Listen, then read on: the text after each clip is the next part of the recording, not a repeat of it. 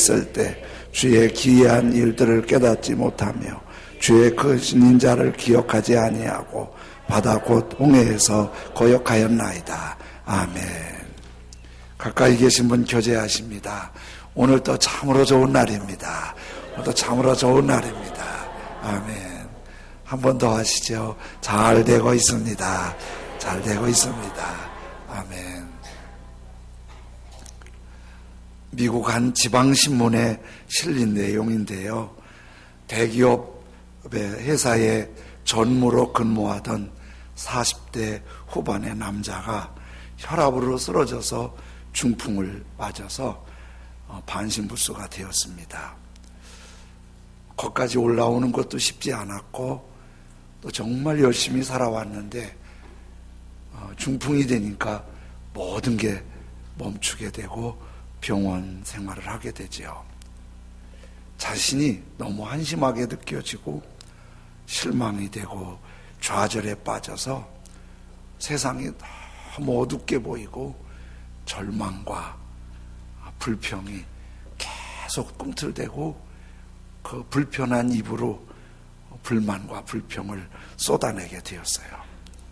옆에서 간병하던 부인도 견딜 수 없을 만큼 계속 입을 열면 불평하고 불만하고 괴로워하고 그러는 거예요. 병원 목사님이 간간히 방문하셔서 격려하고 위로하고 기도해 주시는데도 여전히 입을 열면 목사님한테도 불평하고 불만하고 그러는 거예요. 목사님이 한 번은 좀 답답하니까 그분한테 그랬어요. 너무 그렇게 불평하지 말고 지금까지 살아오면서 도움을 준 고마운 분을 생각하면서 감사하는 마음을 좀 가져보라고, 좀 변화가 있을 거라고. 그랬더니 그 말이 안 들리는 거예요. 근데 조금 신경은 쓰이지요. 불평 불만하다가 고마운 사람 쭉 더듬어 보면 자기 마음이 너무 어두우니까 고마운 사람은 하나 생각 안 나고 막 상처 준 사람, 막 돈 떼먹은 사람, 미운 사람, 이런 사람만 많이 떠오르지 고마운 사람이 안 떠오르는 거예요. 막 속상해하다가 또 목사님 생각이 나서 고마운 사람 생각이 안 나는 거예요. 근데 문득 마음에 뭉클하면서 한 사람이 떠오르는데 초등학교 때 담임선생님, 여선생님이 떠오르는 거예요. 자기가 초등학교 때 그렇게 말썽 부리고 공부도 안 하고 곁길로 가는데 부모님도 야단치고 주변에서도 그렇게 야단을 치는데 그 선생님만은 꼭 품어주시고 칭찬해 주시고 격려해 주시고, 그래서 그 선생님이 힘이 돼서 마음 잡고 초등학교 잘 졸업하고 중학교, 고등학교, 대학까지 가서 좋은 회사에서 전무까지 승진한 걸 생각하니까 그 선생님이 정말 고마운 거예요. 그래서 모든 걸 이제 그 감사한 마음이 선생님한테 집중이 돼서 수소문 해서 선생님이 어디 계신지를 알아냈어요. 학교에 연락을 해서. 그래서 선생님 계신 곳에 자기가 편지 몇 자를 써서 보냈지요. 이렇게 편지했어요. 선생님, 정말 감사합니다. 저는 중풍으로 반신불수가 되어 있습니다. 선생님은 저에게 둘도 없는 정말 고마우신 은사님이십니다. 제가 잘 나갈 때는 그동안 한 번도 감사드리지 못하고 무심했습니다. 저를 용서해 주십시오. 선생님 정말 고맙습니다. 이렇게 간단한 편지를 선생님한테 보냈어요. 그랬더니 그 선생님이 그 편지를 받을 때는 남편이 세상을 떠나고 그리고 이제 연세가 드셔서 양로원에서 외롭게 삶을 마무리하고 있었어요. 이 편지를 받고 선생님이 이 40대 후반의 제자에게 답장을 보냈어요. 답장은 이랬어요. 사랑하는 제자에게 평생 수많은 아이들을 가르쳤지만 고맙다는 감사의 편지를 받아본 제자는 당신밖에 없다네. 늙어서 의지할 곳 없는 외로운 노인을 참으로 기쁘고 행복하게 해주었네. 자네의 편지를 눈물로 읽은 것 아는가? 자네의 글을 침대 옆에 놓고 매일 밤 한 번씩 읽는다네. 그리고 매일 읽을 때마다 감사한다네. 그리고 이 편지가 어떤 의미를 가지고 있는지 아는가? 내 생애의 기쁨과 희열을 용서숨치게 해주었네. 나는 자네의 편지를 교편 생활의 유일한 보람으로 알고 죽는 날까지 간직하겠네. 자네의 건강을 간절히 기도하면서 그대의 선생님, 이렇게 답장을 보내주셨어요.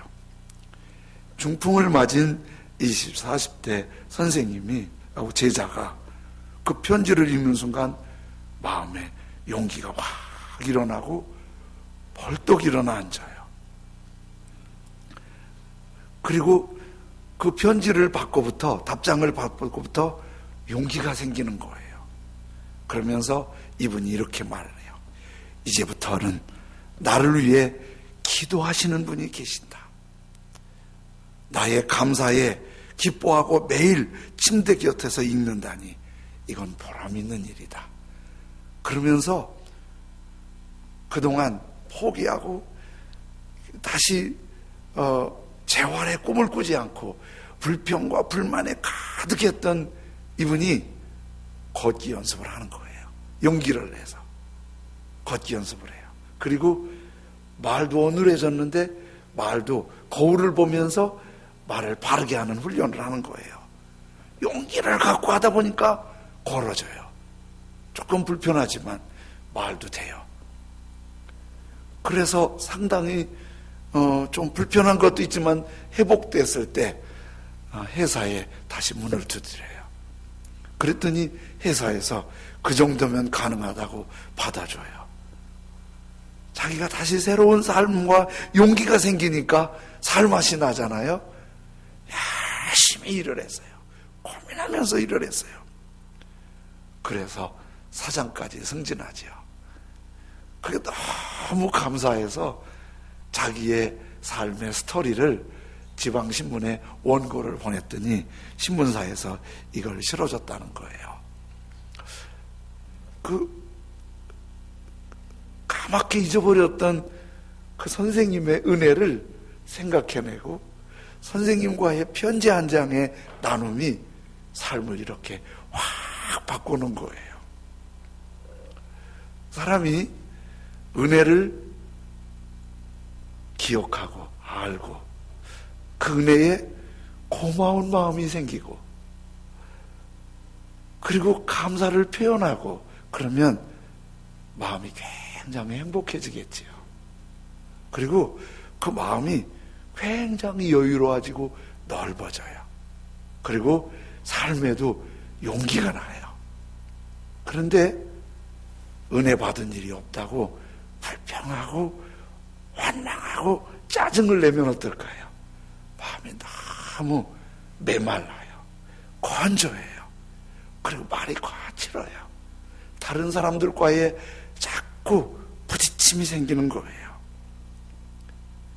은혜를 기억할 수 있고 감사할 수 있다는 것은 참 사람 마음을 행복하게 하는 복된 일이지요. 지난주에 시편 78편, 105편, 106편은 이스라엘의 역사를 회고하는 시라고 그랬어요. 그래서 시편을 여러 가지로 분류를 하는데 78편, 105편, 106편은 역사시라고 그래요. 역사 속에서 있었던 일을 회고하는 시이니까. 그런데 105편과 106편은 내용도 비슷하고 형식도 비슷해요. 그래서 105편과 106편은 쌍둥이 시라고 그래요. 근데 비슷하게 내용을 풀어가는데 보는 관점이 달라요. 105편은 이런 관점이에요. 하나님의 사랑과 은혜를 입었으니까 우리 감사해야 된다. 감사로 이끄는 시예요. 그런데 106편은 같은 역사를 해고하면서 하나님의 많은 은혜를 입은 하나님의 백성들이 하나님의 은혜를 잊고 사는 걸 지적해요. 하나님의 은혜를 잊지 않고 감사해야 되는데 하나님의 은혜를 잊고 사는 걸 지적해요. 특별히 103번 지적하는데 106편 13절에는 이렇게 말씀하지요. 그러나 그들은 그가 행하신, 그들은 이스라엘 백성이고 그분은 하나님이에요. 하나님이 행하신 일을 곧 어떻게 잊어버려요. 하나님이 행하신 일을 잊어버려요. 하나님이 행하신 일을 잊어버리니까 그 은혜를 잊어버리는 거죠. 그의 가르침을 기다리지 아니하고, 하나님의 은혜를 잊어버리니까 하나님의 말씀에도 관심을 두질 않아요. 뭘 잊어버렸을까요? 106편 9절에 이런 걸 잊어버렸어요. 이에 홍해를 꾸짖으시니 곧 마르니 그들을 인도하여 바다 건너기를 마치 광야를 지나간 같게 하사. 역사 속에서 애굽에서 해방을 받아 홍해 앞에서 죽을 뻔했는데 애굽이 쫓아와서 그 홍해를 쫙 하나님의 능력으로 갈라서 그 바다 한가운데를 광야길 걷도록 걸었어요.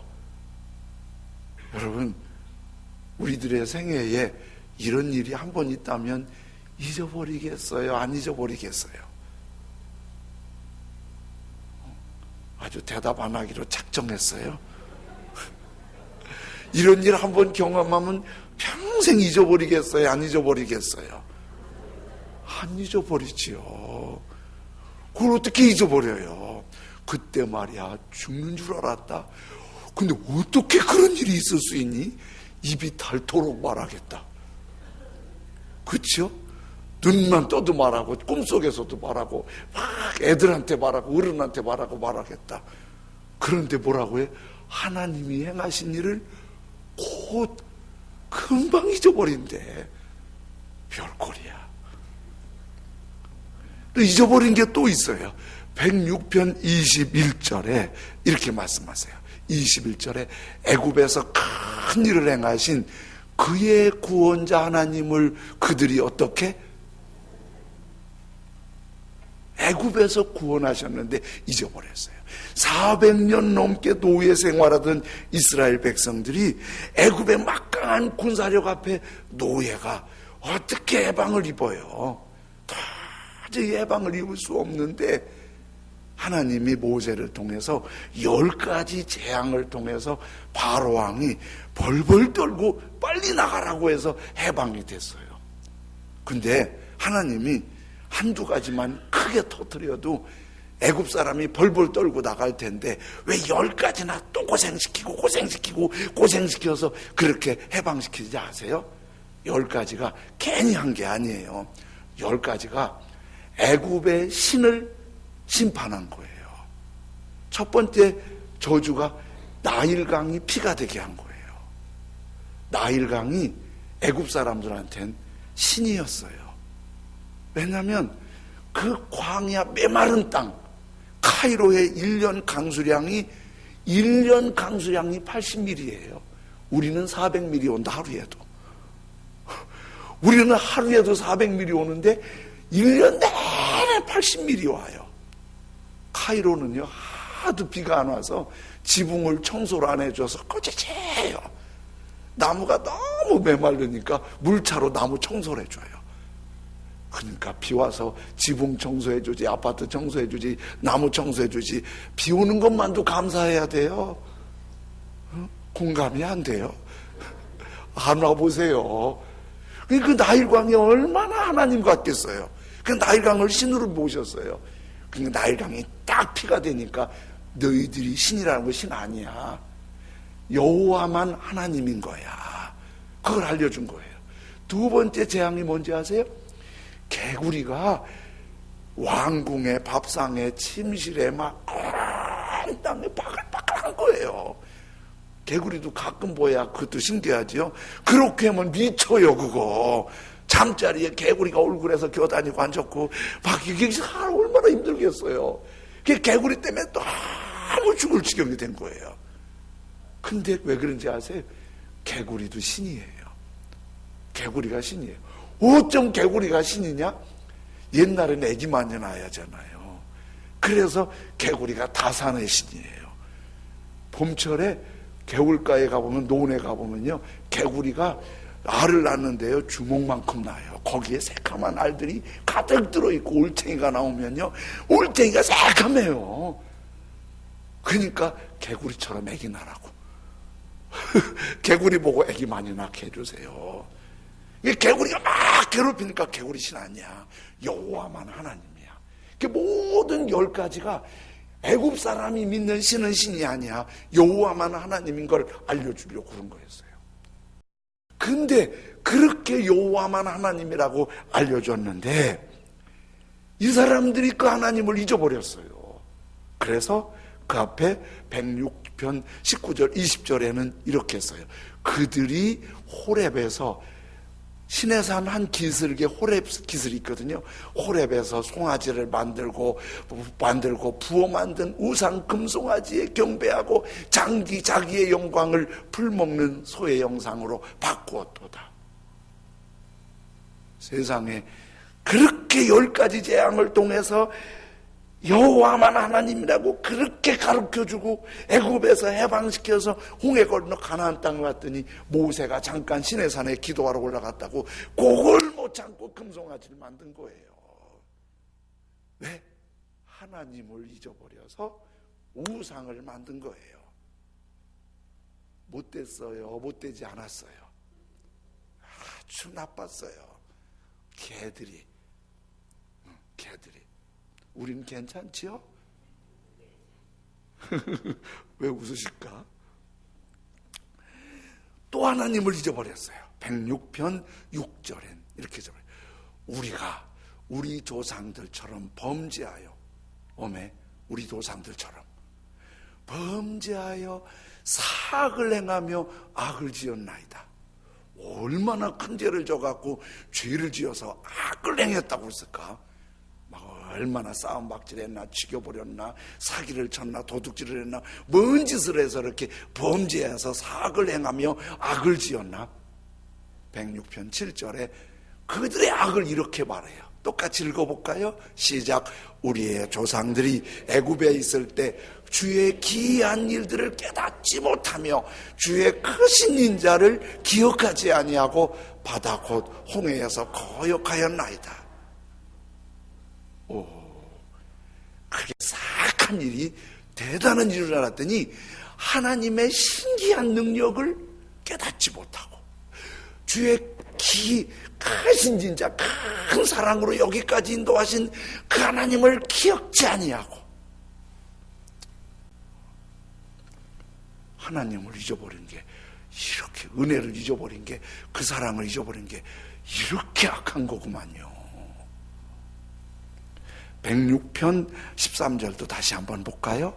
그러나 그들은 그들은 그가 행하신 일을 곧 잊어버리며 그의 가르침을 기다리지 아니하고 하나님의 은혜를 잊어버리니까 사악해요. 하나님의 은혜를 잊어버리니까 하나님의 말씀을 기다리지 아니해요. 106편 21절에는 애굽에서 큰 일을 행하신 그의 구원자 하나님 그들을 잊어버리니까 금송아지 우상을 만들어요. 그래서 하나님을 잊어버리면 가르침을 받지 않아요. 하나님을 잊어버리면 은혜를 잊어버리면 하나님을 거역해요. 하나님의 은혜를 잊어버리면 우상을 만들어요. 그래서 하나님의 은혜를 잊어버리면 그냥 잊어버린 대로 그냥 적당히 사는 게 아니라 믿음의 결정적인 상처를 입는 거예요. 말씀을 가르침 받기도 싫어해요. 하나님을 거역해요. 하나님보다 다른 걸 따르게 돼요. 그러니까 하나님 은혜 잊어버리니까 감사가 없지요? 불평하지요, 원망하지요, 짜증나지요. 하나님도 잊어버렸어요. 내 속은 아주 시끄럽고 아프고 찢기고 짜증나요. 주변과 늘 부딪히는 거예요. 은혜를 잊어버리니까 하나님과 관계가 깨져요. 그러니까 그 복이 멀어지는 거예요. 호주의 퀸즐랜드라는 지역에 마운트 몰간이라는 저 산이 몰간 산이에요. 마운트 몰간. 저 산이 1882년부터 저 앞에 호수가 있고 그런데요. 1982년까지 100년 동안 세계에서 가장 금이 많이 매장되어 있고 금을 가장 많이 캔 동네래요. 지금은 이제 금이 고갈돼서 나오지 않고 관광지래요. 저 앞에 호수가 금을 캐내서 호수가 된 곳이래요.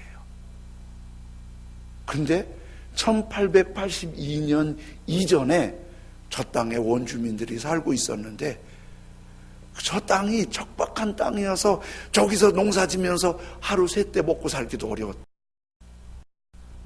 금을 깔고 살면서도 하루 세 때 먹고 살기 어려웠어요. 금이 있는 줄 모르니까, 금을 깔고 살면서도 금이 있는 줄 모르니까 하루 세 때 먹고 살기 어려운 거예요. 금을 발견한 사람들이 수치 맞은 거예요. 저 얘기를 제가 읽다가 문득 그런 생각이 든 거예요. 우리가 하나님께로부터 받은 은혜가 금광과 비교할 수 없는 굉장히 놀라운 보고인데 이걸 다 잊어버리고 모르고 마음이 옹졸하고 짜증나고 불평하고 속상하고 힘들고 그 은혜를 주님이 많이 매장해 놨는데 그 은혜를 하나 캐내지 않고 망가진 모습으로 불평하며 속상하며 힘들게 살아가는 거예요. 이 은혜를 잊어버리니까 은혜를 잊어버린 아픔이 이렇게 큰 거예요. 어느 원로 목사님이 간증을 하나 올렸는데 젊은 날 목회를 하는데 몸이 아픈 가정에 신방 가서 기도를 하면 너무 안타까워서 간절히 기도하면 그 사람이 치료받더래요. 이분에게 병 고치는 은사가 있는 걸 아신 거예요. 그 병 고치는 은사가 있어서 기도만 해주면 이분의 기도가 병 고치는 능력이 나타나는 거예요. 온 교회에 이 소문이 나니까 교인들이 아프기만 하면 목사님한테 병원 갈 일 없어요. 기도받으면 낫는 거예요. 이게 소문이 나니까 이제 안 믿는 사람도 병원에서 못 고친다면 목사님한테 찾아오는 거예요. 그 목사님한테 와서 그러는 거예요. 목사님, 이 병만 고쳐주면요 아무리 큰 헌신이라도 할게요. 뭐든지 드릴게요. 뭐 마지막 풀뿌리라도 잡고 싶으니까 이 병만 고쳐주시면요. 근데 진짜 기도하면 또 나아요. 그러니까 많이 헌금도 드려요. 그러니까 교회 재정이 굉장히 넉넉하고 여유로운 거예요. 어느 날 목사님이 중년이 넘어서 주님 앞에 기도하는데 목사님이 뭔가 잘못되고 있다는 생각을 홀로 스스로 깨닫게 된 거예요. 너무 병 고치는 사람 병을 고치다 보니까 예수님의 이름으로 고쳤는데도 예수님은 뒷전에 있고 병 고치는 데만 더 관심이 많고 사람들도 교인들도 자기를 예수님 사랑하는 목사님보다도 병 고치는 목사님으로 더 알려진 거예요. 그리고 어느 순간 자기도 병 고침 받기 위해서 오는 교인들을 보면은 예수님의 사랑보다도 저분은 병 고치면 헌금 많이 하겠는데 돈 계산이 되는 거예요. 이 목사님이 어느 날 주님 앞에 엎드려서 이렇게 기도해요. 주님, 제게 병 고치는 은사를 주셔서 많은 사람을 고치고 재정도 풍성해졌는데 예수님 은혜를 잊어버렸습니다. 예수님의 관계가, 은혜의 관계가 무너졌습니다. 주님, 제게서 병 고치는 은사를 거두어 주십시오. 병을 안 고치고 재정이 좀 어려워도 주님과 은혜의 관계가 회복되길 원합니다. 근데 그 기도하고 정말 병 고치는 은사가 나타나질 않아요. 그게 쉽지 않아요. 교회 재정도. 근데 그거부터 정말 주님을 생각해요. 주님을 바라봐요.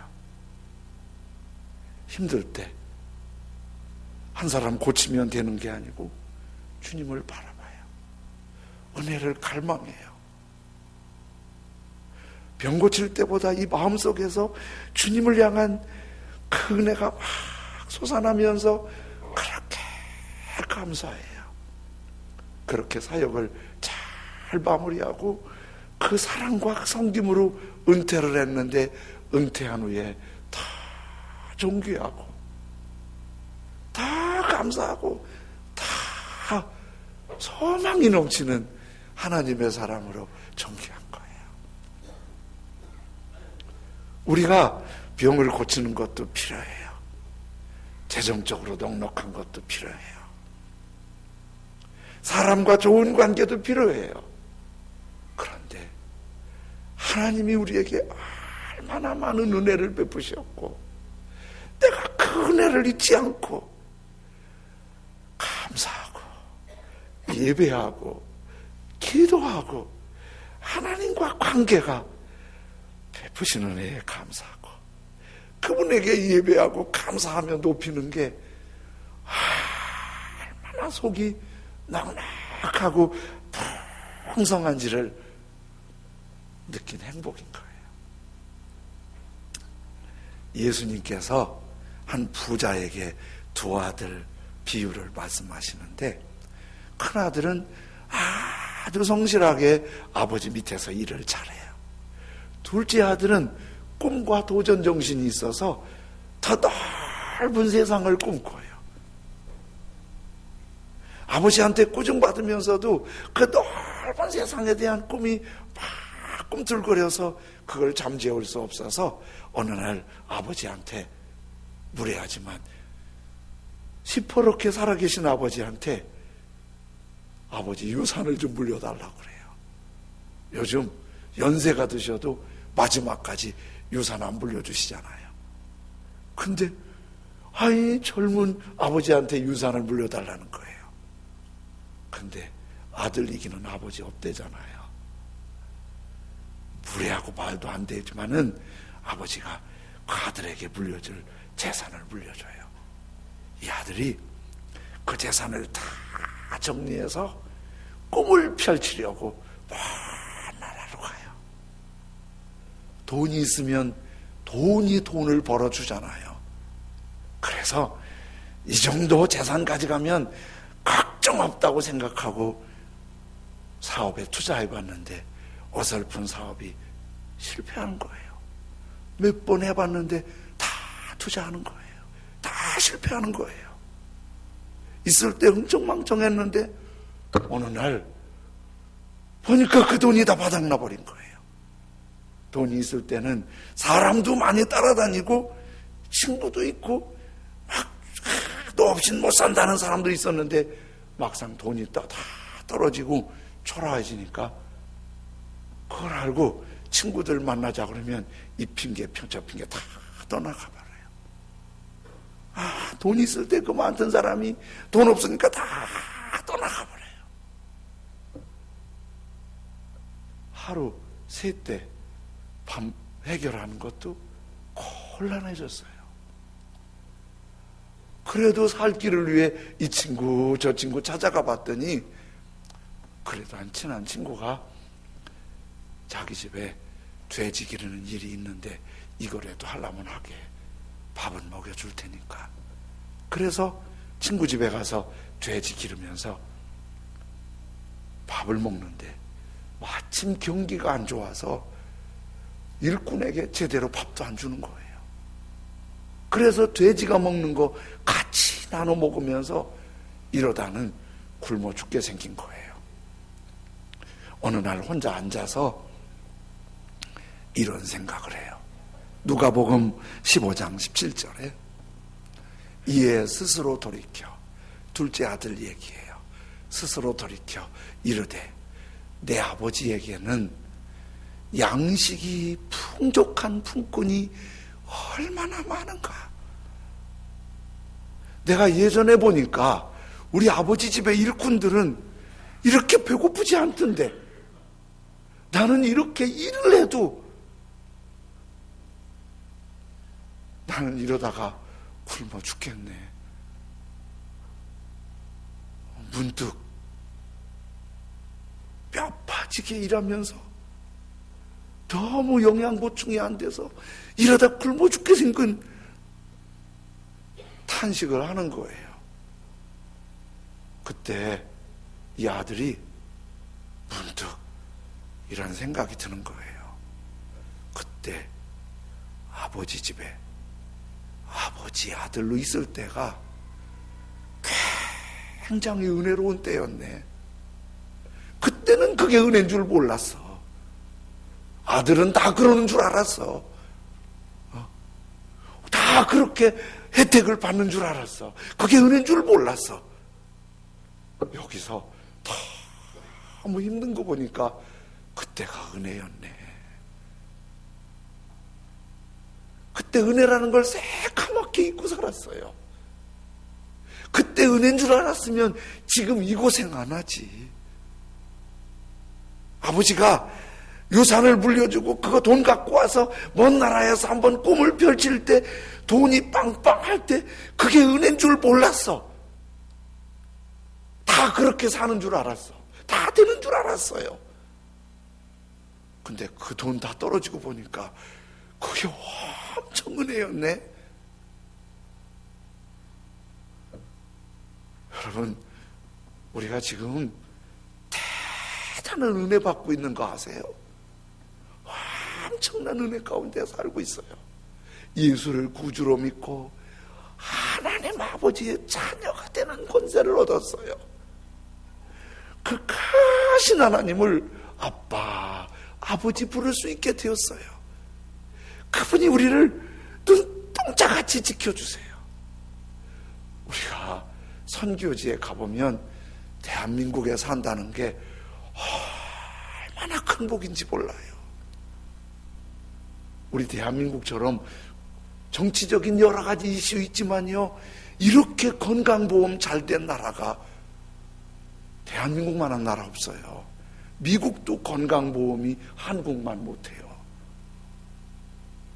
자동차 보험 한국 시스템이 대단히 잘 돼 있어요. 제 딸 트레이시도 미국에서 상상하고다는 자동차 보험 혜택을 우리가 누리고 있는 거예요. 월급이 적잖아요. 근로장려 수당이라고 해갖고, 이거 얼마나, 이런 나라가 어디 있어요. 연세 드신 분들이 가만히 있어도 노령연금이 나와요.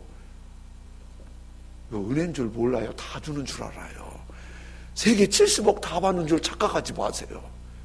우리 대단한 혜택을 입고 있는데 이걸 몰라.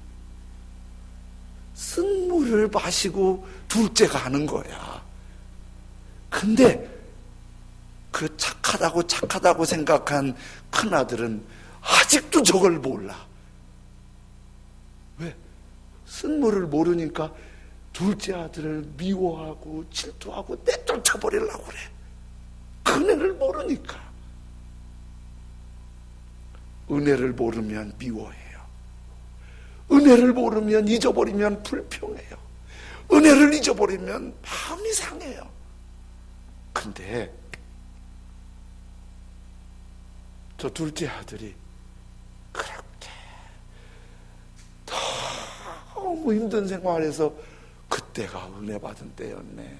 그때가 내가 은혜였네. 그리고 터덜 아버지한테 가요. 그랬더니 아버지가 몽둥이를 들고 어디라고 왔냐고 쫓아낼 줄 알았더니 그 아버지가 그 망가지고 냄새나고 더러운 그 아들 끌어안고 죽었다가 살아났다고 팡팡 울면서 좋아하고 그 냄새나는 몸 다 목욕시켜주고 가장 좋은 옷을 입혀주고 하루 세 때도 못 먹던 그 아들 소를 잡아서 잔치를 하고 완벽하게 회복되는 거예요. 은혜를 기억하고 감사하고 아버지 앞에 돌아가면 아버지의 완벽한 회복이 있는 거예요. 주님이 정말 원하시는 거는 우리에게 대단한 걸 원하는 거 아니에요. 우리가 지금 은혜 받았다는 사실을 잊지 말라는 거예요. 그리고 하나님 앞에 예배하고 감사하고 기도하라는 거예요. 그러면 아버지가 참 좋아하시지만은 우리는 감사해서 행복해요. 우리 주변에 그리스도의 향기가 가득할 줄로 믿습니다. 우리 찬송 이런 거 부르겠습니다. 예전에 불러보셨는데 주 나의 모습 보네 상한 나의 마음 보시네 주 나의 눈물 안에 홀로 울던 마음 아시네 세상 소망 다 사라져가도 주의 사랑은 끝이 없으니 살아가는 이 모든 순간이 주 은혜임을 나는 믿네. 혹시 노래를 잘 모르시는 분들은 그냥 가사를 보면서 쉬우니까 흥얼흥얼 따라 하셔도 주님의 은혜가 새록새록 생각날 거예요. 주 나의 모습 보네 주 나의 모습 보네 상한 나의 마음 보시네 주 나의 눈물 안에 홀로 울던 마음 아시네 주 사랑 내게 있네 주 사랑 내게 있네 그 사랑이 날 채우네 주 은혜 내게 있네 주 은혜 내게 있네 그 은혜로 날 세운 세상 소망 다 사라져가도 세상 소망 다 사라져가도 주의 사랑 끝이 없으니 살아가는 이 모든 순간이 주의 힘을 나는 이 세상 소망 다 사라져가도 세상 소망 다 사라져가도 주의 사랑은 끝이 없으니 살아가는 이 모든 순간이 주의 힘을 나는 믿네 주 나의 모습 보네 주 나의 모습 보네 상한 나의 맘 보시네 주 나의 눈물 안에 홀로 울던 맘 아시네 주 나의 주 사랑 내게 있네 그 사랑이 날 채우네 주내 내게 있네.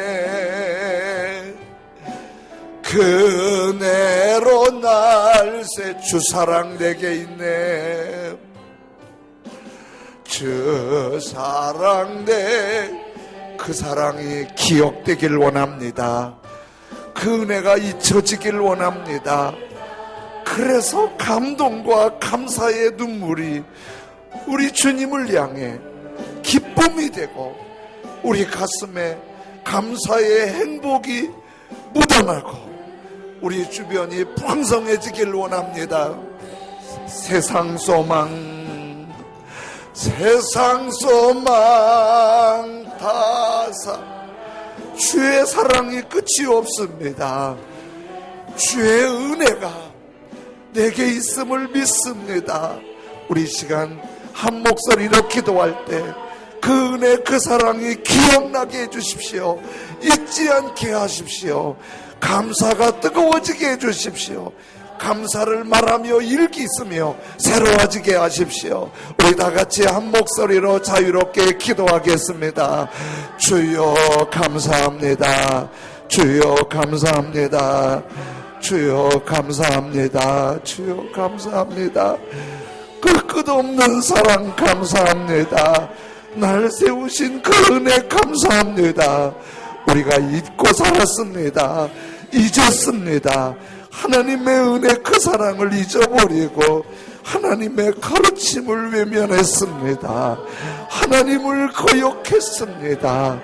우상 앞에 무릎을 꿇었습니다. 사랑하시는 주님, 성령이여 임하셔서 눈을 들어 주님을 바라보게 하시고 그 끝없는 사랑, 그 끝없는 은혜가 우리를 새롭게 하시고 감사하게 하시고 주님의 기쁨이 되게 하시고 주님의 거룩한 영광을 드러낼 수 있도록 전능하신 나의 아버지 하나님 붙드시고 주장하시고 역사하시길 기도합니다. 주여 은혜 베풀어 주시옵소서. 주여 역사하여 주시옵소서. 거룩하신 하나님 아버지 기름 부으시길 원합니다. 은혜 힘을 내 안에 주 사랑 내게 있네.